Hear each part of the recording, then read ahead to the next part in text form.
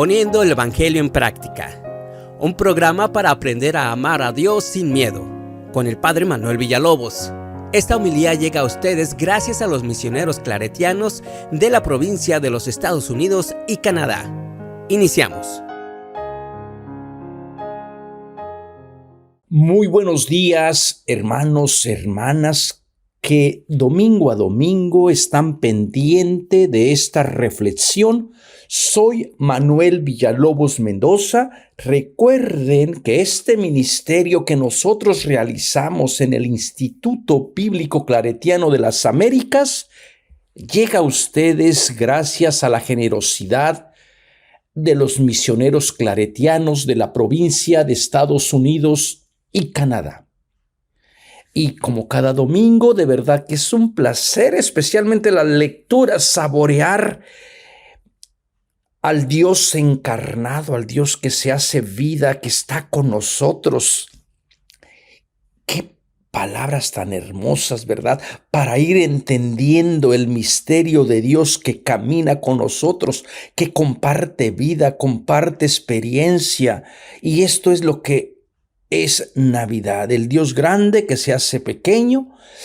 Así que, hermanos y hermanas, en víspera del nacimiento de Jesús, estamos reflexionando con la lectura del Evangelio de Mateo del domingo 21 de diciembre, domingo cuarto de Adviento. Y recuerden que todo este ciclo litúrgico corresponde al Evangelio de Mateo. Antes de comenzar con el Evangelio, me gustaría hacer una oración, pedirle a Dios por todos ustedes que nos escuchan, para que en esta Navidad, en este nacimiento, abran su corazón, su casa, sus brazos, a recibir al Emmanuel, al Dios con nosotros.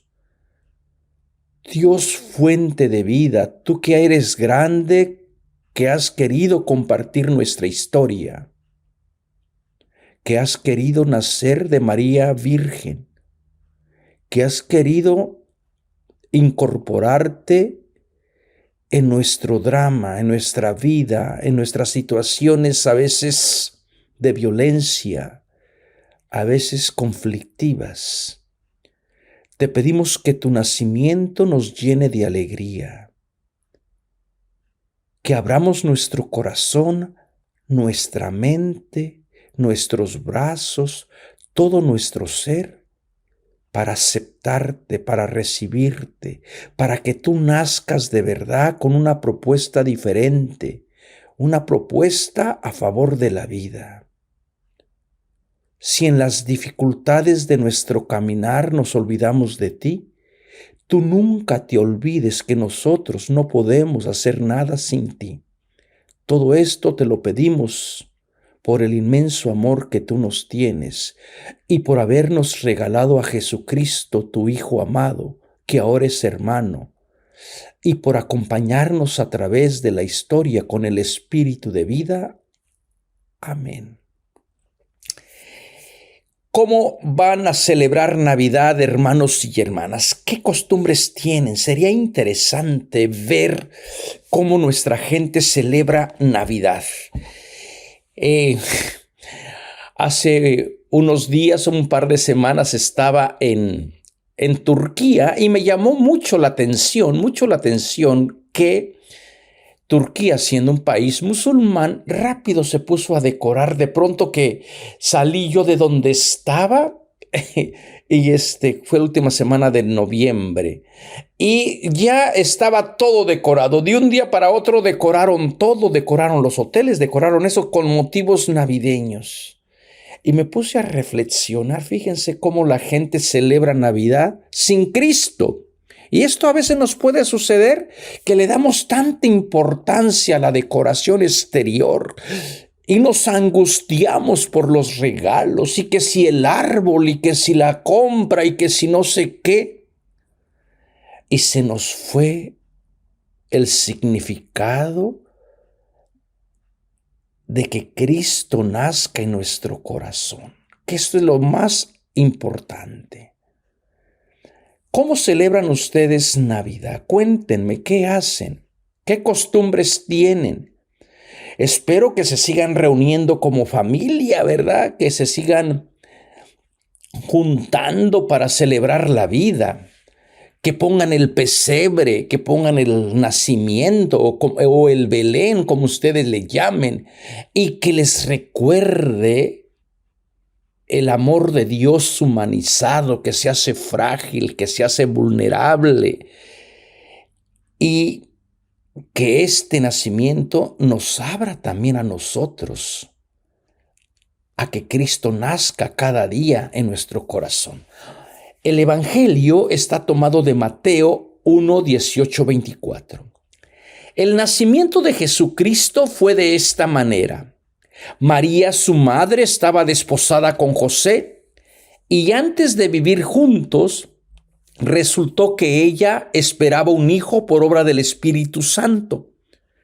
José, su esposo, que era justo y no quería denunciarla, decidió repudiarla en secreto. Pero apenas había tomado esa resolución, se le apareció en sueños un ángel del Señor que le dijo: José, hijo de David, no tengas reparo en llevarte a María, tu mujer, porque la criatura que hay en ella viene del Espíritu Santo. Dará a luz un hijo y tú le pondrás por nombre Jesús, porque él salvará a su pueblo de los pecados. Todo esto sucedió para que se cumpliera lo que había dicho el Señor por el profeta. Miren, la Virgen concebirá y dará a luz un hijo, y le pondrán por nombre Emmanuel, que significa Dios con nosotros. Cuando José se despertó, hizo lo que le había mandado el ángel del Señor y se llevó a casa a su mujer. Palabra de Dios. Espero que hagan un momento de reflexión para poder discernir o alegrarnos con la noticia del Dios grande que se humaniza, que toma vida, que se concretiza en el vientre puro de María, nuestra madre, ¿verdad? Qué figura tan importante, tan interesante de descubrir a este Dios que camina con nosotros. Recuerden que estamos ante un evento de carácter teológico, antropológico, cristológico y sacral con este evangelio. No quieran ustedes tomar históricamente este nacimiento, porque a los evangelistas no les interesó tanto situar la experiencia del nacimiento de Jesús dentro de un marco histórico. Lucas, por allí, preocupado por la historia, sí va a tratar de entenderlo, pero con otro fin, ¿verdad? Con un fin de decir: Jesús nace censado. Jesús nace como un instrumento más de trabajo. Mateo por ahí va a tener otros énfasis que nosotros vamos a ir descubriendo. Y lo primero que llama la atención en el Evangelio de Mateo, recuerden que solamente Mateo y Lucas nos hablan de lo que nosotros conocemos como los evangelios de la infancia narrativa. Solamente Mateo y Lucas. Marcos no nos dice absolutamente nada acerca del nacimiento de Jesús. Y Juan parece ser que está ya con un sentido muy profundo teológico de la palabra, que era Dios, que estaba Dios, que al principio era la palabra, pero específicamente, la infancia narrativa solamente la encontramos en los evangelios de Mateo y de Lucas. Y estos bloques que tenemos en el evangelio fueron los últimos que se escribieron, fueron los últimos que se añadieron al evangelio. Todo lo que tiene que ver con la muerte, con las predicciones de la muerte, con los anuncios de la muerte y la resurrección, fue lo que estaba más más vivo en la comunidad, y fue lo que primero se puso por escrito. Y después, ya cuando comenzaron a ver, dijeron como que nos falta algo.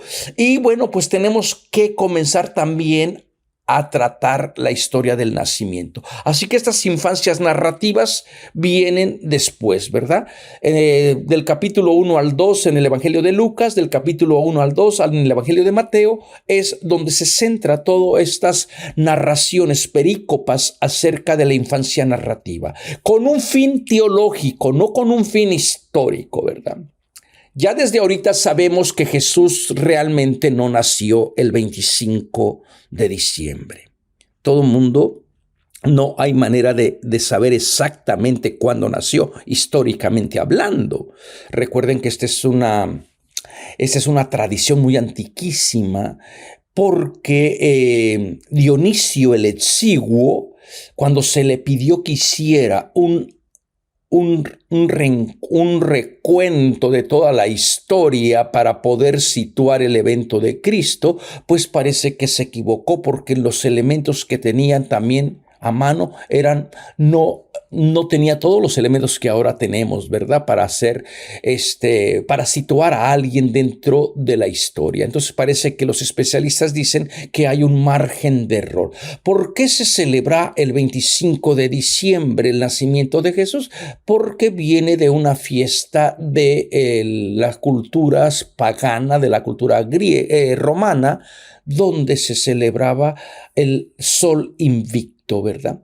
Este sol invicto que el día 24 llegaba a la noche más larga, más oscura, y después brillaba otra vez el sol en todo su esplendor. Y las comunidades cristianas, al ser parte del imperio, viviendo dentro del imperio, transformaron el significado de la fiesta. Tomaron la misma fecha, porque esa era una fecha que ya la gente no tenía que trabajar, les dieron el día libre, pero les dieron otro significado, ¿verdad?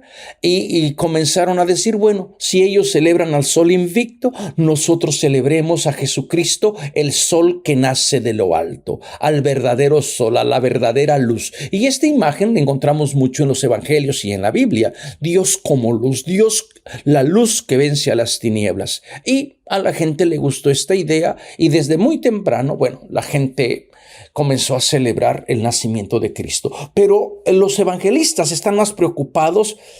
Yo creo que esto debería de ser también nuestra preocupación, porque Cristo nazca en nuestro corazón, no independientemente del día, de la fecha, de la hora. Seguramente que Jesús nació en marzo, porque en marzo nacemos toda la gente bella y hermosa. Bueno, ¿qué más puedo decir yo, verdad? Entonces, lo más importante es cómo vas a dejar tú que Jesús nazca en tu corazón. Entonces, este relato nos sitúa ante una situación de un nacimiento irregular. ¿Por qué irregular? Bueno, porque va a intervenir la presencia divina, y por otro lado tenemos también a José, que va a tener que ir madurando su fe, dejando a un lado su machismo, dejando a un lado su entendimiento de la ley, ¿verdad? José va a representar al judaísmo oficial, al judaísmo que quiere cumplir la ley, pero va a tener algo a su favor José en el Evangelio de Mateo. Va a tener este señalamiento que dice José que es una persona justa. Y prácticamente todas las personas en el Evangelio de Mateo van a ser invitadas a imitar a José, ser personas justas. La justicia en Mateo va a ser un tema clave, un tema que va a dominar todo el Evangelio. Y por eso, pero una justicia no desde el punto de vista de la ley. Y esto es lo bueno, la novedad de este evangelio, que la justicia de Dios va a operar va a superar la ley. Y claro, para esta comunidad que está basada en el judaísmo, que quiere imponer la ley, que se rige por la ley de Moisés, por las observancias, por las tradiciones, pues le va a costar trabajo estar aceptando a otra gente que no pertenece todavía a esta realidad de ser pueblo de Dios, ¿verdad? Entonces, allí va a estar estas corrientes, se van a estar viendo cuando uno lee todo el evangelio, cómo el mensaje va a ir siempre por la justicia de Dios. Por un lado, la justicia que se da gratuitamente, Dios que pone en buenos términos a la criatura con el Dios creador, y por otro lado las personas que creen que para tener buena relación con Dios se tiene que cumplir la ley de Moisés. Y cumplir la ley de Moisés va a implicar entonces que hay primeros, que hay segundos. Los que primero fueron llamados, el pueblo de Israel, los primeros, los seguidores que vienen del pueblo de Israel, en este caso la comunidad de Mateo, que sabemos que viene de ese trasfondo, y los que se van incorporando. Y esos que se van incorporando, pues seguramente van a ser tratados como si fueran de segunda categoría, ¿no? Y entonces Mateo desde el inicio va a decir, tienen que aprender a convivir, tanto unos como otros.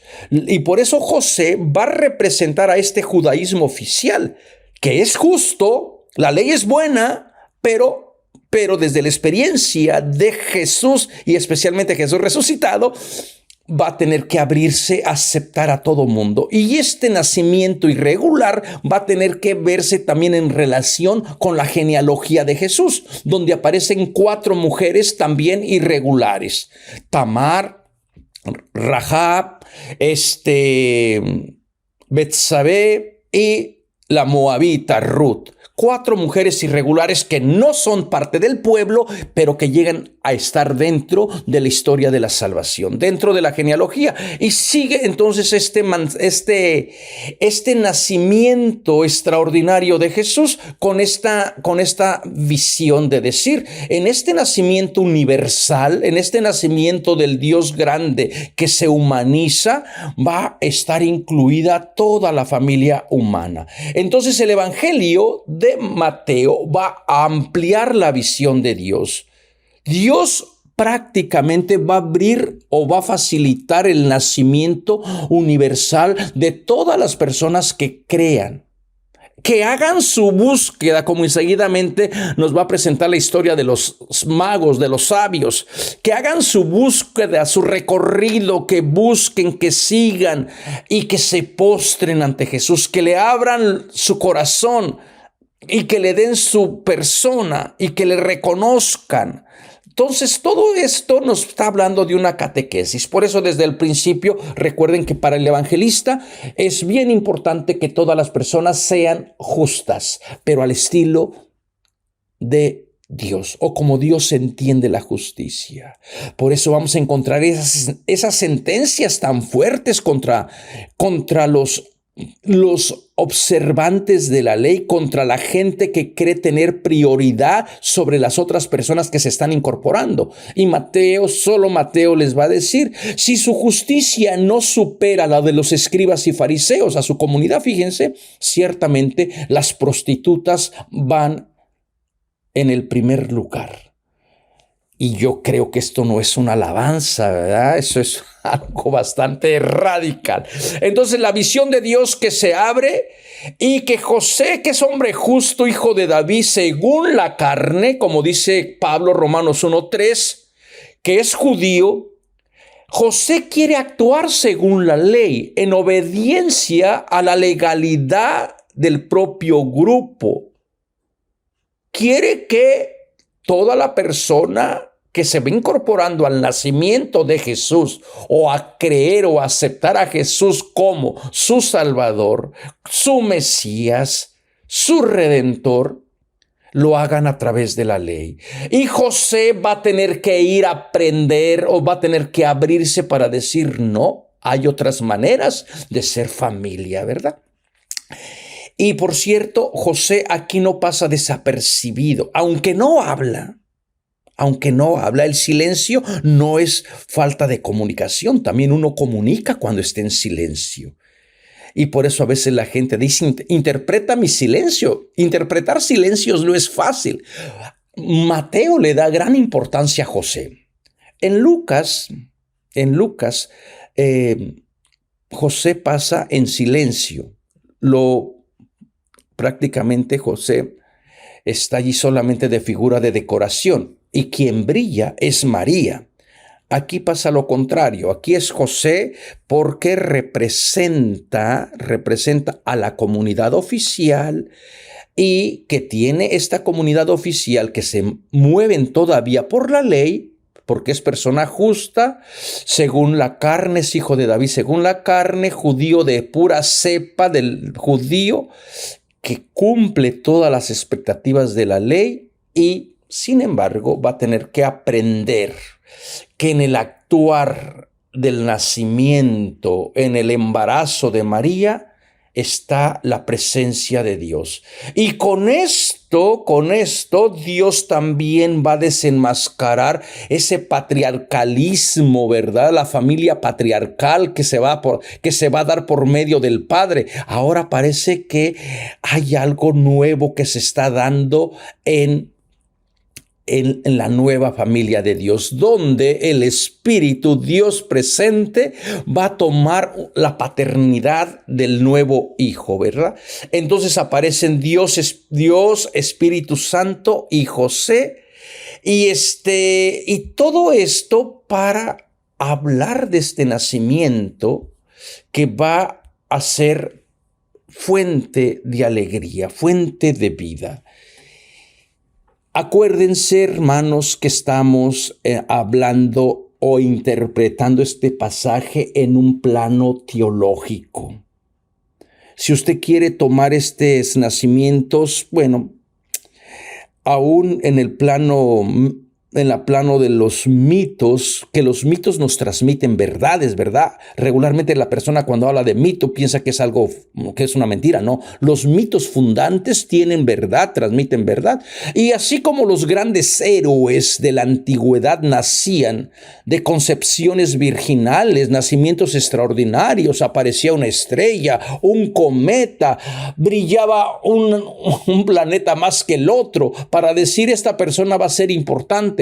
Bueno, también los evangelios se dejan influenciar por estas ideas, por estos pensamientos, para decir el nacimiento de Jesús también tuvo que haber sido extraordinario. Y fue tan extraordinario y al mismo tiempo tan accesible a la humanidad, que se dejó tocar, que todo mundo puede ser parte de esta familia. Este evento tan extraordinario al final no es tan extraordinario. Al final es un parto normal donde la gente tiene que descubrir la presencia y el actuar del Espíritu de Dios. María, su madre, estaba encinta por obra del Espíritu Santo. Desde el principio te está diciendo. No se dice cómo ha sido, no tiene que decirlo. Entramos en el plan de Dios, en el misterio de Dios. En el vientre, podríamos decir, en el vientre de Dios mismo. Dios, en las escrituras hebreas se habla a veces así, Dios como madre, Dios que tiene entrañas, y es allí en las entrañas maternas de Dios, es lo que se mueve de las entrañas donde se comienza la vida. Y es la maternidad entonces humana de María, como si fuera la maternidad universal de este Dios que comparte historia, que se hace presente, ¿verdad? Y luego nos da el detalle de que estaba desposada con José y antes de vivir juntos. Recuerden entonces que el matrimonio en el siglo I no se daba por enamoramiento. No existía estas ideas de que la gente se enamora, la gente expresa sus sentimientos y deciden vivir juntos. Y después se andan quejando, ¿verdad? Imagínense si ustedes que se enamoran, que tienen la libertad de expresar sus sentimientos. Después se quejan porque resulta que la persona con la cual decidieron compartir vida no es lo que esperaban. En el siglo I esto no sucedía. En el siglo I el matrimonio, la mujer era una mercancía, un intercambio de propiedades para afianzar la tierra, para no contaminar la sangre y para conservar la tradición, ¿verdad? Entonces se decidía quién se casaba con quién de acuerdo para fortalecer los lazos entre las familias judías y así la tierra siguiera perteneciendo al pueblo de Israel, a las familias judías. Entonces, y claro, se comprometía la persona, pero no se vivía juntos hasta después, en el otro segundo momento, hasta después cuando ya se firmaba, se ultimaban detalles y se entregaba a la esposa al esposo, ¿verdad? Y los matrimonios, ¿a qué edad serían? Bueno, tan pronto la mujer estuviera en edad de producir vida, de ovular, y también el hombre en el momento en que ya puede también engendrar vida. ¿Qué serán? 13, 15 años. María y José no tuvieron que ser la norma, ¿verdad? Tuvieron seguramente que entrar también en estas costumbres y se casarían a esta edad. Y entonces, ¿por qué ponemos a José como si fuera el abuelito de Jesús? Solamente por el énfasis que la tradición le ha dado a la virginidad perpetua de María, ¿verdad? Pero en las bodas del siglo I eran bodas de jóvenes que pronto hacían familia. La gente en la antigüedad maduraba muy pronto. No es como ahora, que ya a veces tenemos 60 años y todavía no sabemos qué queremos. Antiguamente la gente tenía responsabilidad muy temprano. Entonces, esto tendrían que ser los detalles históricos. De esto tenemos muchísima información por historiadores del siglo I, como Flavio Josefo, Filón de Alejandría, y también de las costumbres de los historiadores romanos, ¿verdad? Entonces, José y María no tendrían que haber sido diferentes. Lo que es diferente aquí está que entra otro personaje del cual José tiene que aprender, y es la figura de Dios que va a actuar por obra del Espíritu Santo. Entonces decimos que no se dice cómo exactamente. No hay esta visitación que tenemos en Lucas también organizada, donde María entra en contacto con la divinidad, va a ir madurando su fe, va a ir preguntando, va a ir razonando, y al final va a decir: yo soy la esclava del Señor, hágase en mí según tu palabra. Sabemos que María también aquí maduró también, se mueve también con fe, pero el énfasis Mateo lo pone desde otro punto de vista. Entonces, en el origen de la vida hay un silencio superior propio de Dios, que no es ausencia de voz, sino lugar donde toda voz se funda y recibe su sentido. Fíjense que esto es lo que dice maravillosamente el doctor Picasa, mi amigo Javier Picasa, que tiene un tomote grandote, un libro gordo acerca del Evangelio de Mateo. Y bueno, yo creo que todos hemos bebido de su sabiduría, todos nos hemos enriquecido, y por eso siempre lo estoy invitando para que venga a compartir su sabiduría. Si hay una persona que sabe del Evangelio de Mateo, es el doctor Javier Picasa. Entonces, el silencio como lo presenta, el silencio de María, el silencio de José también como lo presenta Mateo, es para expresar que el ser humano tiene que entrar al misterio de Dios. Y a veces, ¿cómo realmente entender el actuar de Dios con palabras? que son limitadas, con nuestra inteligencia. Lo que está tratando de decir Mateo es: el ser humano no es dueño y creador de su vida. José no logra encerrar la vida en las leyes patriarcales, porque la fuente de la vida es Dios, que se expresa y actúa de un modo ejemplar por medio de María. Es el Dios que siempre está creando, recreando. Y bueno, todas estas figuras tan maravillosas de que para Dios no hay nada imposible, ¿verdad? Pero también esta historia entra dentro de una familia muy atípica. Cuando la gente quiere hablar de la familia, de los valores familiares, la gente a veces romantiza y piensa en la Sagrada Familia como, una familia ejemplar. Pues no, parece ser que la familia de Jesús también tenía sus irregularidades, ¿verdad?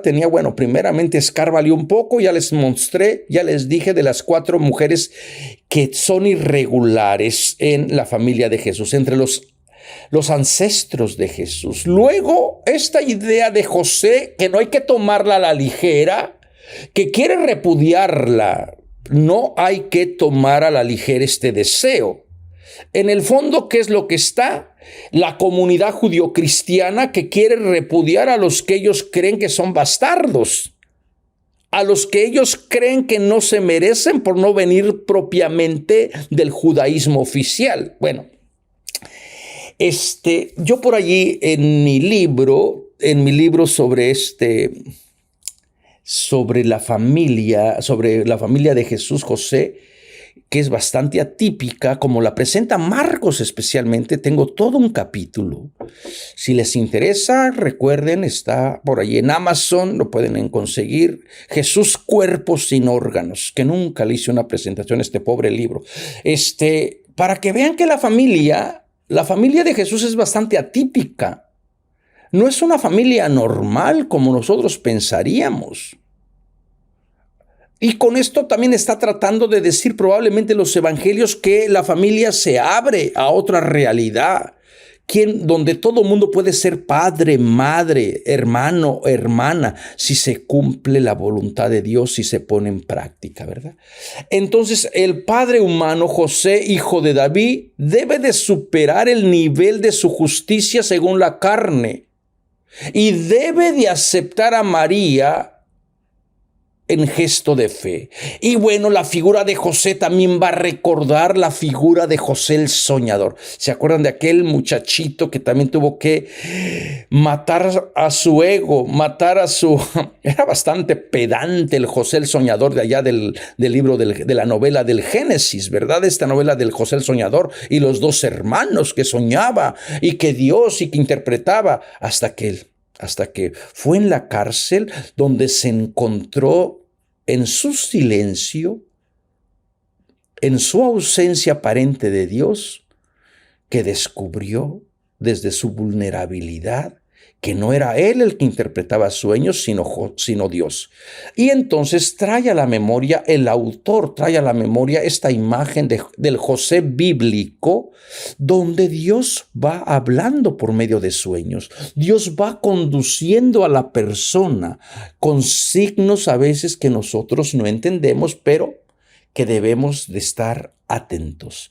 Entonces, el José de aquí, el José, el padre humano de Jesús, que es hijo de David, tiene que aprender a abrirse a la experiencia de Dios, aceptar a la madre, aceptar a Jesús y a los que vienen en fe, superando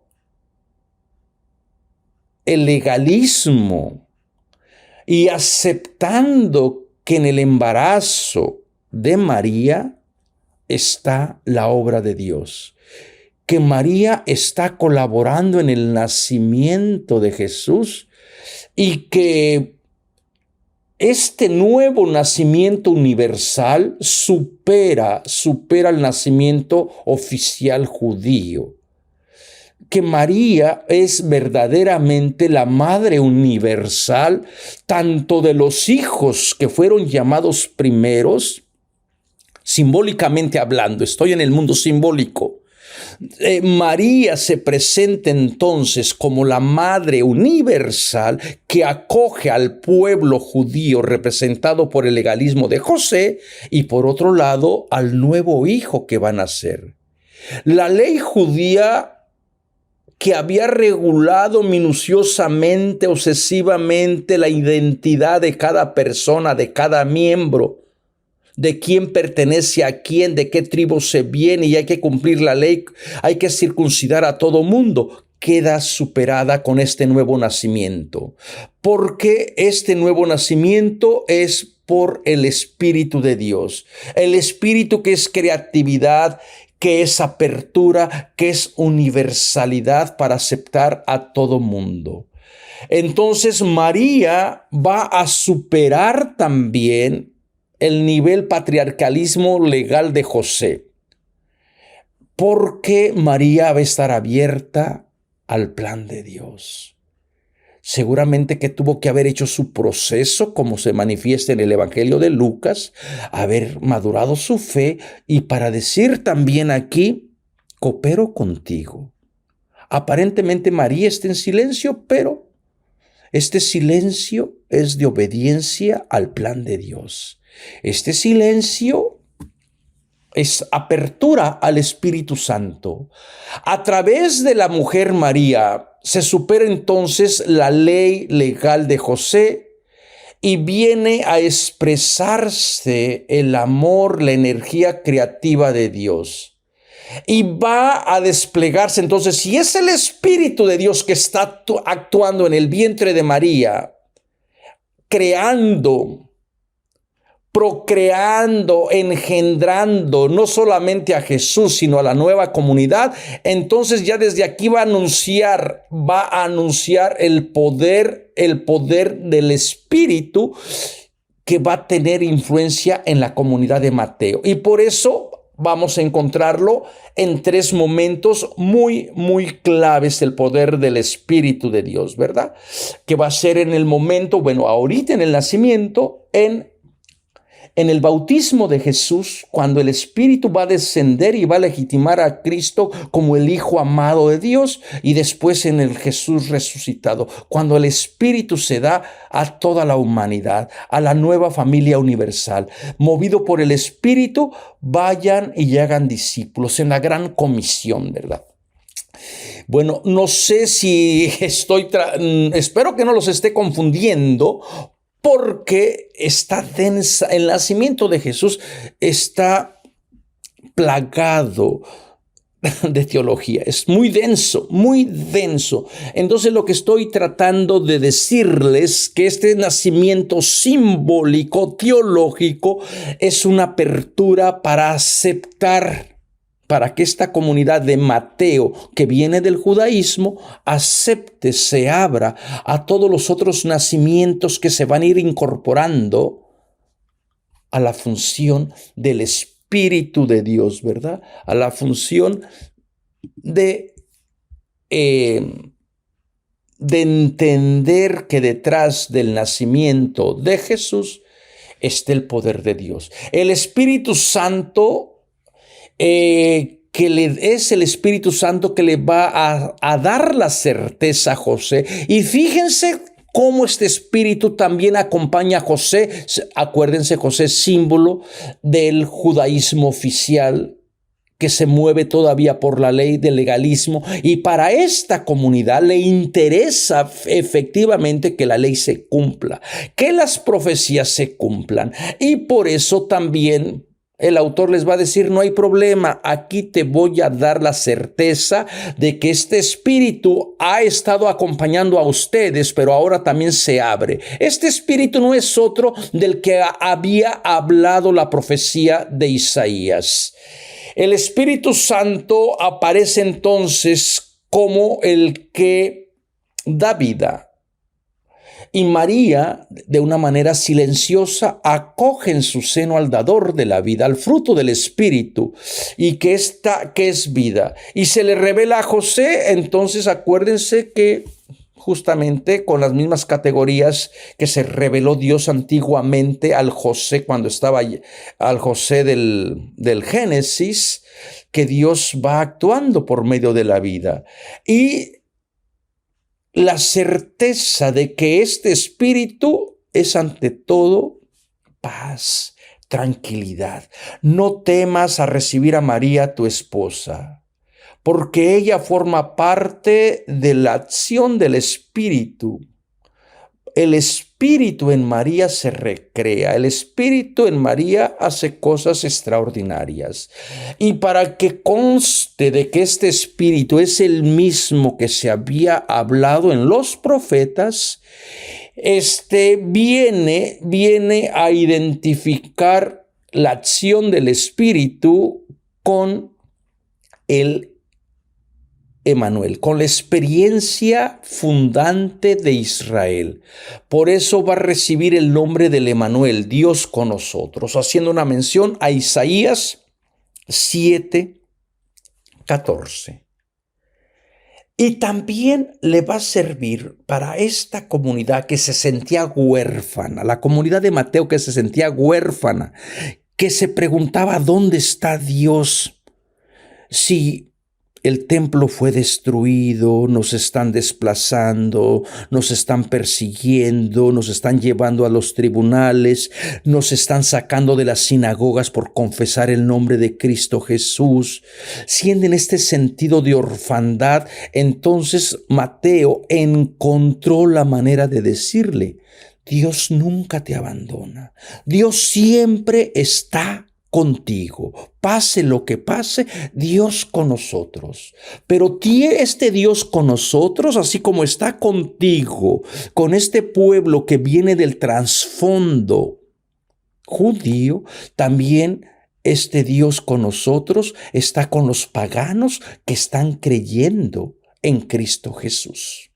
Y por eso, como en una manera quiástica, dicen los especialistas, aparece este Dios con nosotros al inicio, después a la mitad del Evangelio, donde 2 o 3 se reúnan en mi nombre. Es importante resaltar que la reunión, la comunidad, la eclesía tiene que ser en el nombre de Cristo, no en el nombre del chisme, de la división, de la condena, del juzgar. Allí no está Dios. Pero cuando la comunidad como iglesia se reúne en el nombre de Cristo Jesús, está Él allí presente. Donde 2 o 3 se reúnan, yo estoy allí, pero en el nombre de Cristo. Así que a veces hay reuniones que hacen más mal que bien, diría Pablo. Mejor no se reúnan porque andan en el chisme, andan en las divisiones, en los pleitos. Y después al final del Evangelio también les va a decir en la gran comisión: vayan pues y sepan a los confines del mundo y sepan que yo estoy con ustedes todos los días hasta el fin del mundo. Entonces Mateo como que quiere organizar de esta manera la certeza de que Dios siempre está con nosotros. Y es algo muy bonito, ¿verdad, hermanos? ¿No se sienten ustedes así con más fe el decir, aunque vaya por lugares feos o vive entre situaciones de violencia, de muerte, Dios está siempre conmigo? Y esta es la fe que uno no puede perder. Y esta es la certeza que se tiene que celebrar en Navidad. Dios con nosotros. Dios se hace humano. Dios se hace cercano. Dios se hace visible para que nosotros podamos acercarnos, observar, tocar y bueno, en nuestra experiencia eucarística hasta poder comer el cuerpo, la sangre de Cristo Jesús, ¿verdad? Entonces, este Dios con nosotros va a ser la certeza de que el nacimiento de Jesús es obra de Dios. Entonces, y María y José van a ser los protagonistas, van a cooperar con la voluntad de Dios. Hermanos y hermanas, la invitación para celebrar el nacimiento de Cristo no debe de estar en la disputa de cuándo nació, de que si esto, de que si lo otro, de que si María fue virgen, de que si no fue virgen, de que si tuvo más hermanos, más hermanas. La preocupación tuya debe estar centrada en que Cristo nazca en ti, en que Dios sea el Emmanuel, el que está contigo en los momentos difíciles. Ya hay mucho dolor, muchas divisiones, muchas disputas por la religión. No aumenten otra preocupación más a estas fechas bonitas de Navidad. Que este Dios con nosotros, que el Dios grande que se hace pequeño, nazca en tu corazón. Y quiero aprovechar para darte las gracias porque a través de todo este año me has estado acompañando. A los que apenas se van vinculando y nos van conociendo, somos los misioneros claretianos de la provincia de Estados Unidos y Canadá, que tenemos como fin de llevar la palabra de Dios para que todo mundo descubra al Dios con nosotros, al Dios que es amor. Felices fiestas, felices noches buenas y que este nacimiento les dé paz, tranquilidad y alegría y muchas bendiciones a su familia. Nos vemos la próxima semana. Este programa fue presentado por los misioneros claretianos de la provincia de Estados Unidos y Canadá, una congregación católica romana global de sacerdotes y hermanos que atiende las necesidades religiosas y pastorales de las comunidades vulnerables.